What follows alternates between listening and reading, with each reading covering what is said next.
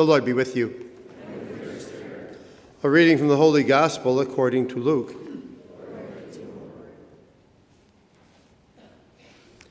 Each year, Jesus' parents went to Jerusalem for the feast of Passover. And when he was 12 years old, they went up according to festival custom. After they had completed its days and they were returning, the boy Jesus remained behind in Jerusalem, but his parents did not know it. Thinking that he was in the caravan, they journeyed for a day and looked for him among their relatives and acquaintances. But not finding him, they returned to Jerusalem to look for him. After 3 days, they found him in the temple, sitting in the midst of the teachers, listening to them and asking them questions. And all who heard him were astounded at his understanding and his answers. When his parents saw him, they were astonished, and his mother said to him, "Son, why have you done this to us? Your father and I have been looking for you with great anxiety." And he said to them, "Why were you looking for me? Did you not know that I must be in my father's house?" But they did not understand what he said to them. He went down with them and came to Nazareth and was obedient to them. And his mother kept all these things in her heart. And Jesus advanced in wisdom and age and favor before God and man. The Gospel of the Lord.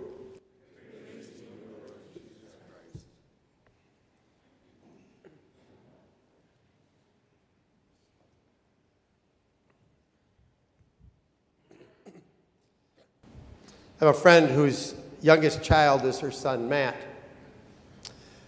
Matt, for his teenage years, his name was Matt, I'm going to kill that kid. At least that's what his mother called him. And I thought of him, this story about Jesus, because Jesus stayed behind in the temple. When Matt was 17, he decided to go camping with friends on Memorial Day weekend. He neglected to tell his mother he was going camping. He just left. This was the days before cell phones, so with a couple of calls, his mother called his parents of his friends. His mother found out where he was. But Matt didn't call Friday. He didn't call Saturday. He didn't call Sunday. He just arrived home on Monday. His mother glared at him, and he said, "What?" I was sure I was going to have a funeral. Matt wisely became very quiet and cooperative for the next few weeks.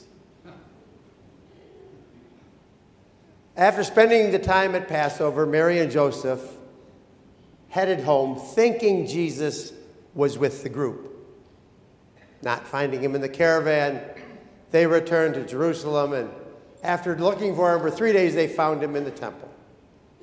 And Jesus looked at Mary and said to her, "Why were you looking for me?" Jesus may have been the Son of God, but he had a lot to learn about a mother.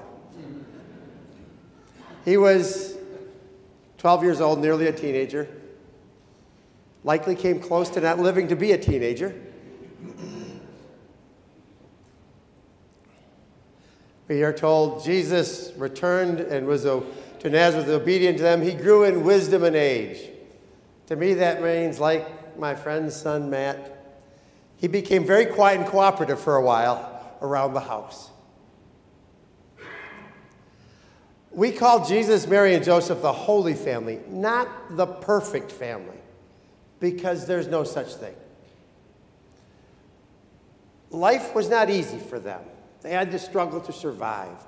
They had to travel for his birth and then travel and relocate for his safety. They struggled just to survive day to day. They dealt with the joys and sorrows of life and all of the trials that are part of life. They had to deal with Jesus trying to discern his mission. Through it all, they worked together. And God was with them. And that made them holy. Not perfect, but holy. Family life today is not easy. Life throws many challenges at us. Day-to-day, caring for the day-to-day needs of a family is a major task. Food, housing, health insurance, safety, everything you can imagine. Children grow and go through stages and phases, and some families are caring for older relatives. Through it all, families work together, and God is present. And that makes them holy. Not perfect, but holy.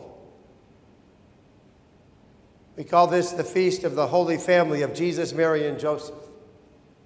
They weren't holy because Jesus was the Son of God. They were holy because they were family.